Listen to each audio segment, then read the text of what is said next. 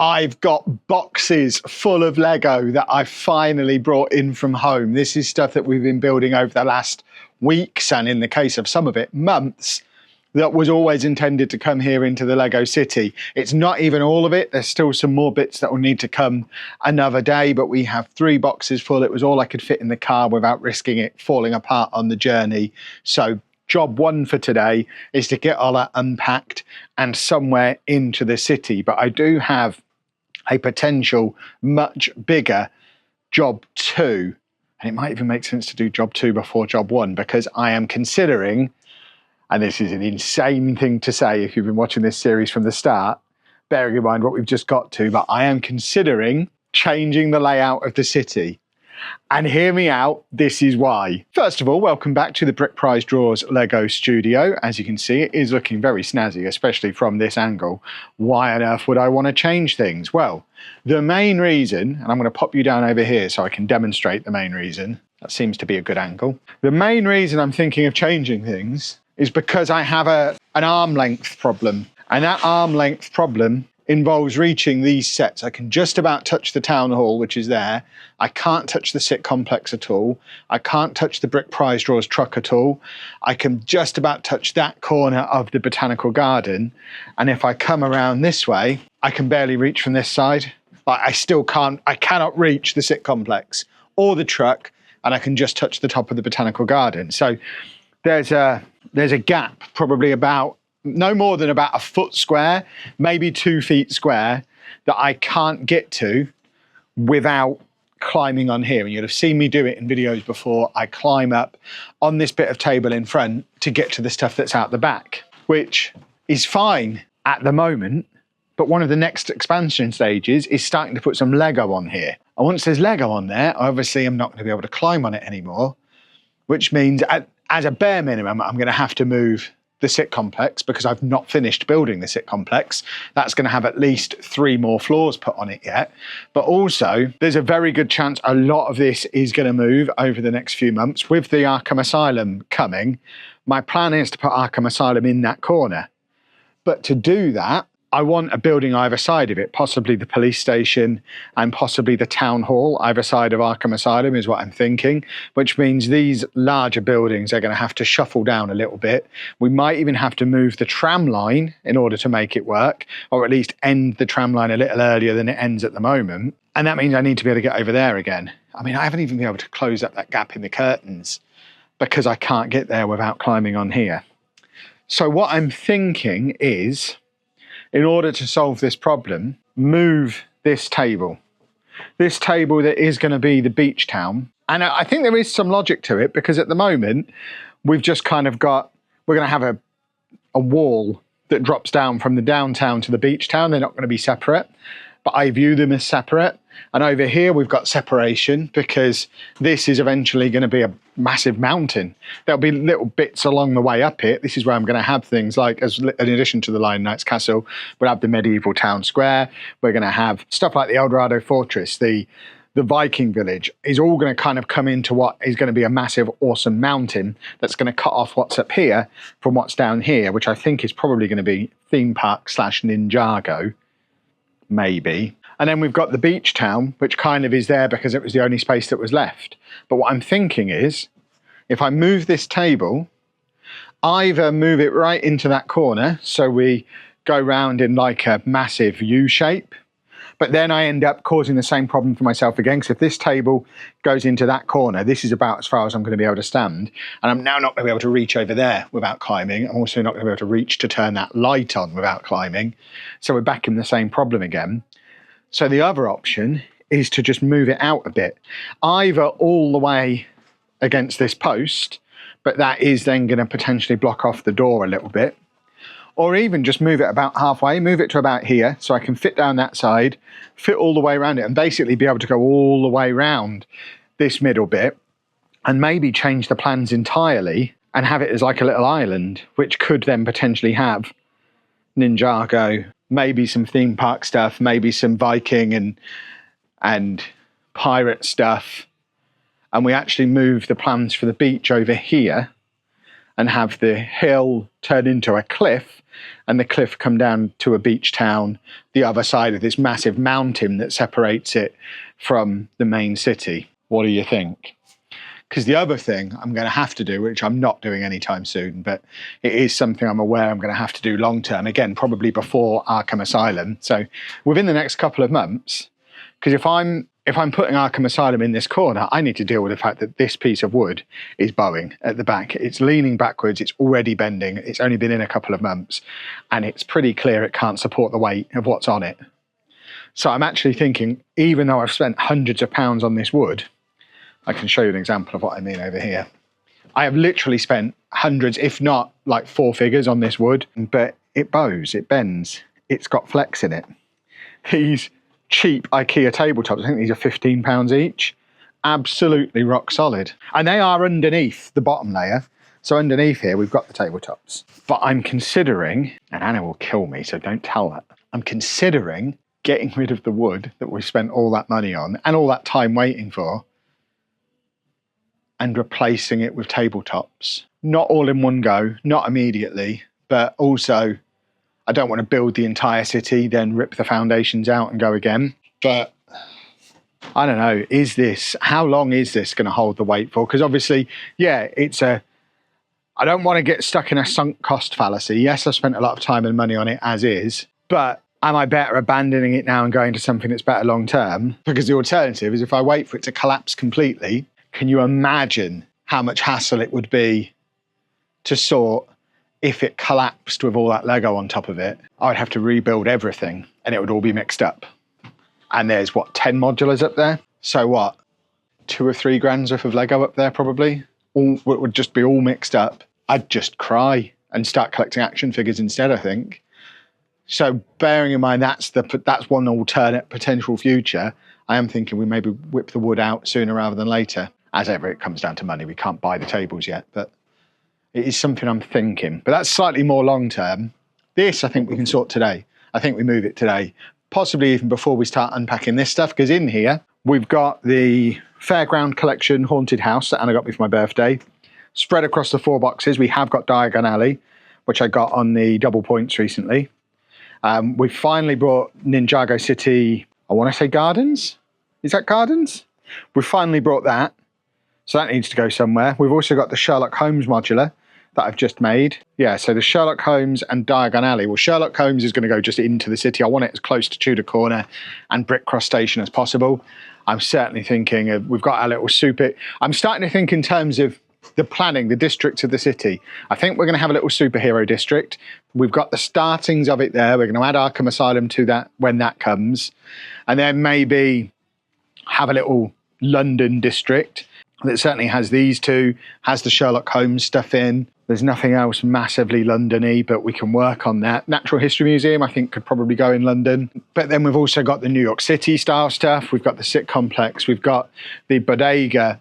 The superhero stuff is very New York City as well. And then we've got the like retro American style, like the fire station, the town hall, some of these older buildings, the Palace Cinema, the downtown diner. And then I guess you've got a few little European style bits as well, the boutique hotel, the Parisian restaurant, and just kind of group similar designs of modular together, which again, it's not something I need to do today, but it is something I am starting to think of in terms of a reorganization at some point.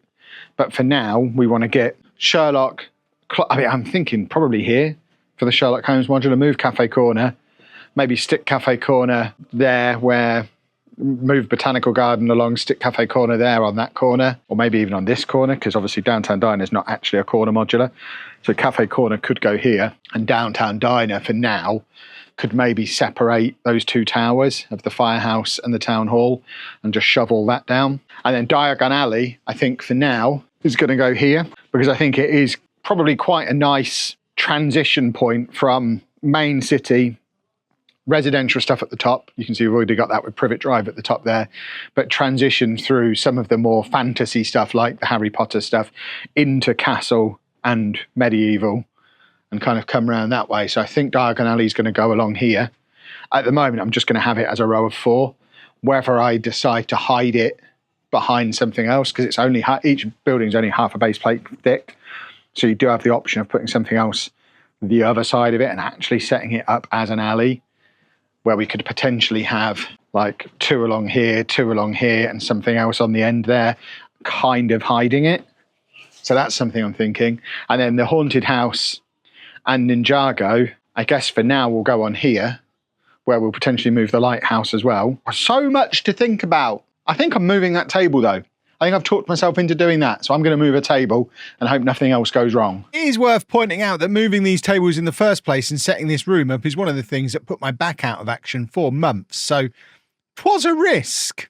Well, I reckon this is spot on. This is exactly what I needed. I've tested going in and out of this door. There's quite a lot of clearance here. I think what I'll probably have to make sure I do long term is not have like really high buildings here that I'm going to knock as I come in, because it is right next to the door. But if we have lower stuff, like I'm clearing this fine, this kind of covers the door. I've never once walked into this or knocked anything off this, so we just don't want to be at elbow height.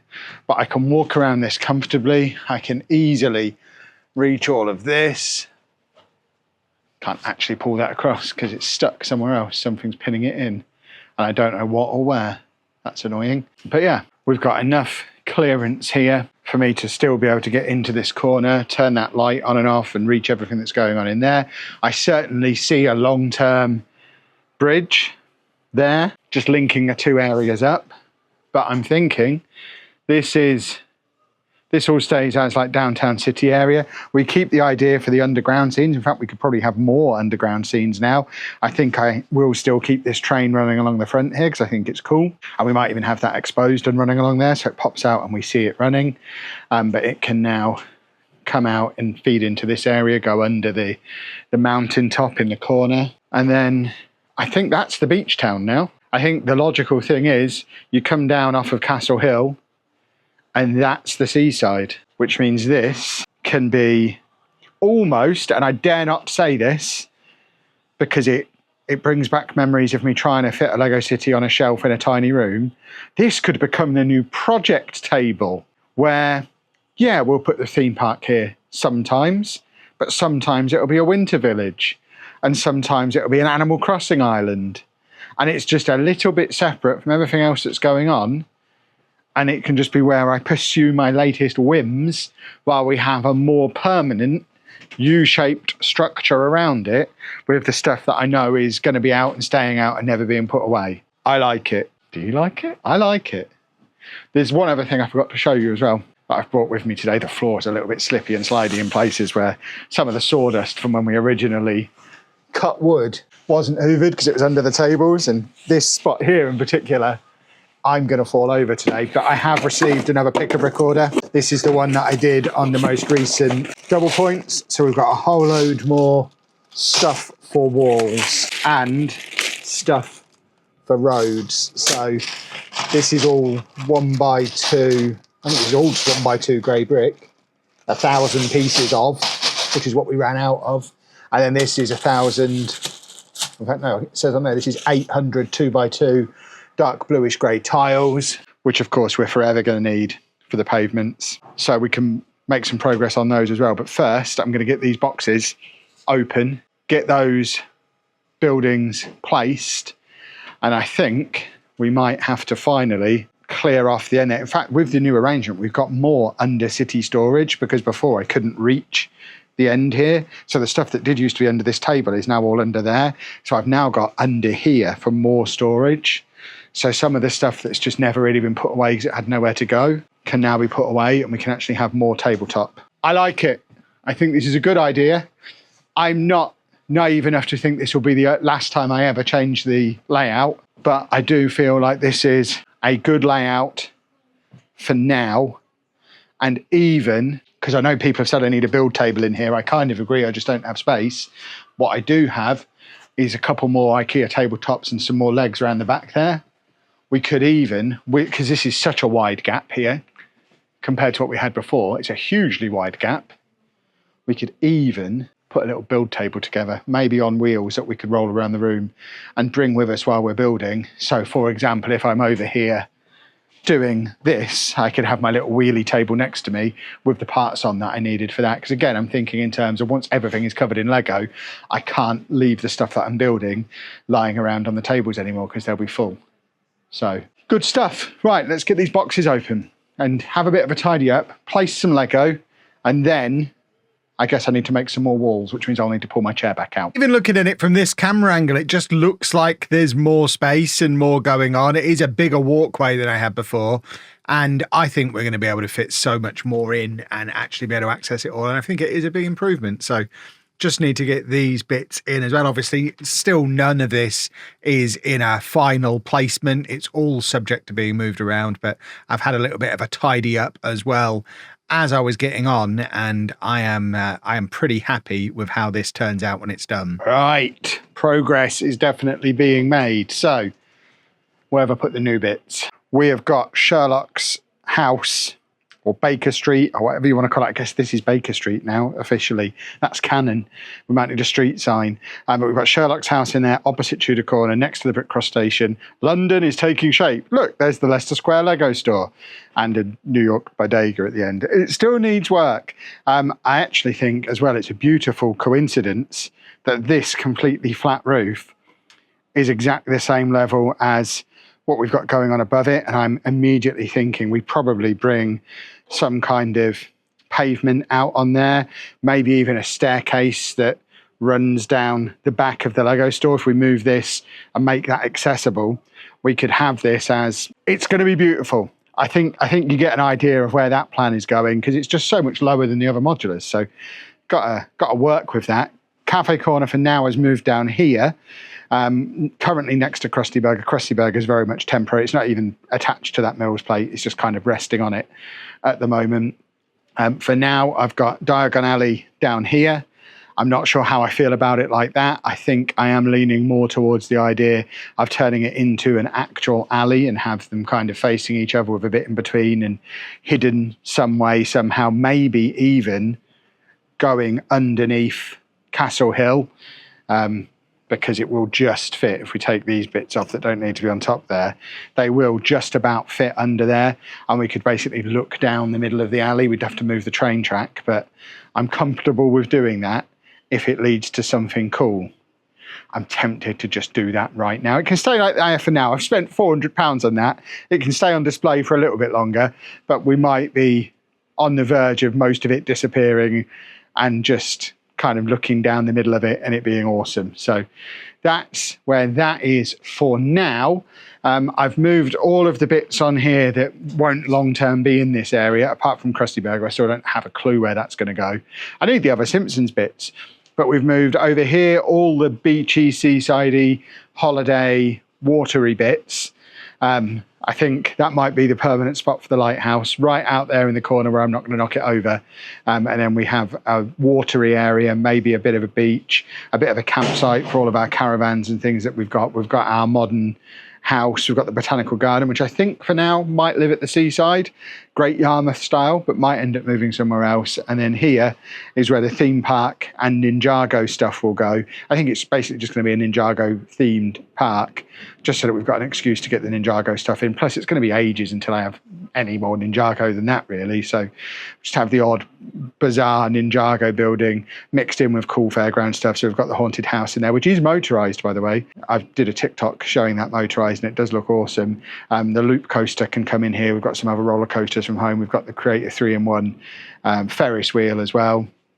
And I don't think I touched that end. So now all I need to do is crack on with some more walls, which I don't think you need to see me make more walls. Hopefully by the time you see the next video, there'll be more walls along there. But I think we've had huge progress today and I think it looks awesome. This is a big positive leap forward for the Lego City. I can even feel my fan now that I've got it a little bit more centrally in the room, which again, when it's mega hot in here, it's 23 degrees outside, probably about 28 in here, because it gets hot in here and there's no air conditioning. So definitely enjoying the benefit of the fan. But I think we're going to wrap the video up there. If you have enjoyed it, please make sure you leave a nice big thumbs up on there for me. Definitely give me feedback on the changes down in the comments. we're still early enough days in this Lego City process that everything can still change a gazillion more times. Nothing really is permanently in place until it's permanently in place, and that's going to be years away. And then we'll just move to a bigger unit. But yeah, leave a thumbs up if you enjoyed the video, subscribe to the channel if you are new, and thank you very much for watching.